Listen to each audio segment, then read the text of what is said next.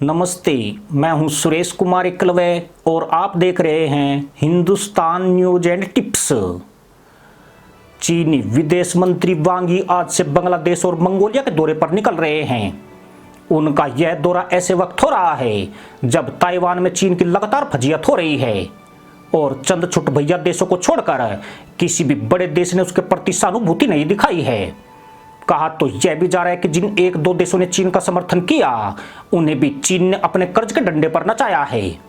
लेकिन इस बीच पाकिस्तान को लेकर ड्रैगन आग बबूला हो गया है। मंगलवार को अमेरिकी स्पीकर नैन्सी पेलोसी ताइवान पहुंची थी, जिसके बाद चीन अमेरिका के बीच तनाव भड़क गया था। मगर पाकिस्तान ने एक दिन बाद ही वन चाइना पॉलिसी की बात कहकर इतिश्री कर ली। इसके बाद पाकिस्तान तेमन झाड़कर चुप बैठ गया। बताया जा रहा है कि पाकिस्तान की इस हरकत पर वाशिंगटन ने उसे बेहद सख्त संदेश दिया है और उसे अपनी जबान पर काबू रखने की हिदायत दी गई है।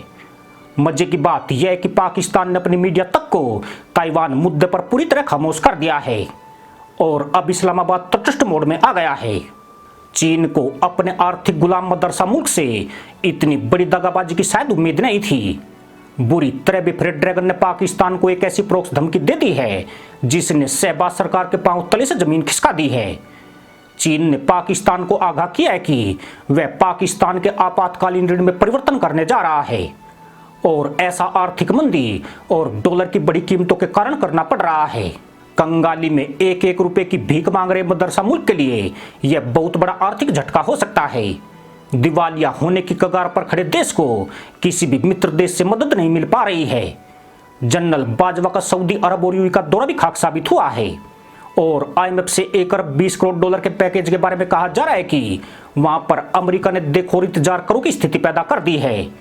यानी पाकिस्तान का ताइवान पर बयान उसकी मुसीबत के रूप में सामने आ रहा है। ऐसे में चीन ब्याज दरों को बढ़ाता है तो उसकी हालत और ज्यादा पस्त हो जाएगी। दरअसल चीन के सरकारी स्वामित्व वाले बैंकों ने जुलाई 2018 से पाकिस्तान के केंद्रीय बैंक को आपातकालीन ऋण के तौर पर 21 अरब 90 करोड़ डॉलर का ऋण दिया है। चीन ने जिस तरह कर्ज बांटा है उससे पता चलता है कि चीन अब खुद को अंतर्राष्ट्रीय मुद्रा कोष की भूमिका में ला रहा है।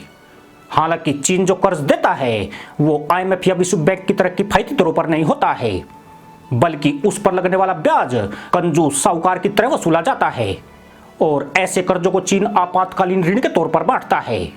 चीन के आपातकालीन ऋण में निश्चित ब्याज दरों की बजाय परिवर्तनीय ब्याज दरें होती है। उसने पाकिस्तान को इन शर्तों पर इमरजेंसी लोन दिया है कि वह अपने हिसाब से ब्याज दरों में बदलाव करने के लिए स्वतंत्र है। चीन इस ब्याज दर बढ़ाने वाले हथकंडे का इस्तेमाल उस हर देश के लिए करता है जो उसके खिलाफ जाने की कोशिश करता है। यानी चीन ब्याज दरों को अपने हिसाब से बढ़ा देता है। आपको यह भी बता दें कि आईएमएफ ये लोन 10 से 20 सालों के लिए देता है और ब्याज दरें भी काफी कम होती है।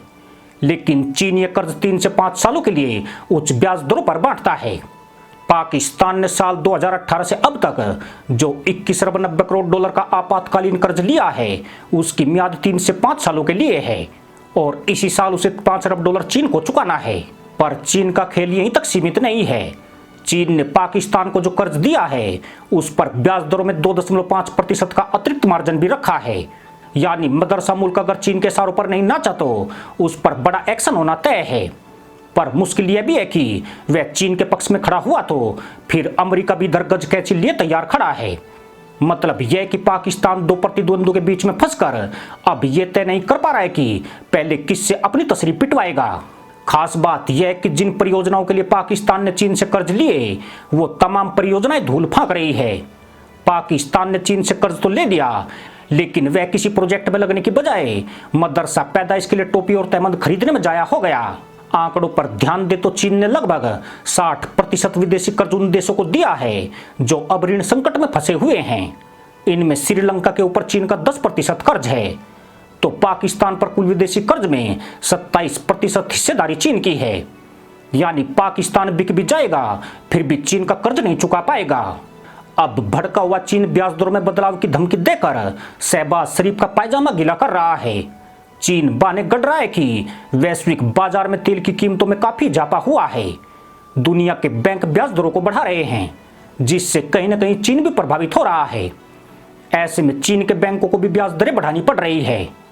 पर इसमें हैरानी यही है कि चीन के बैंकों ने देश में ब्याज दरें नहीं बढ़ाई है, बल्कि उसने पाकिस्तान को जो लोन दिया है वह उसी कर्ज पर सूद बढ़ाने की बात कर रहे हैं।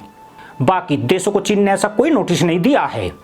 यानी ड्रैगन का टारगेट सिर्फ और सिर्फ पाकिस्तान है, जिसे ताइवान मुद्दे पर एक बयान ने बुरी तरह फंसा दिया है।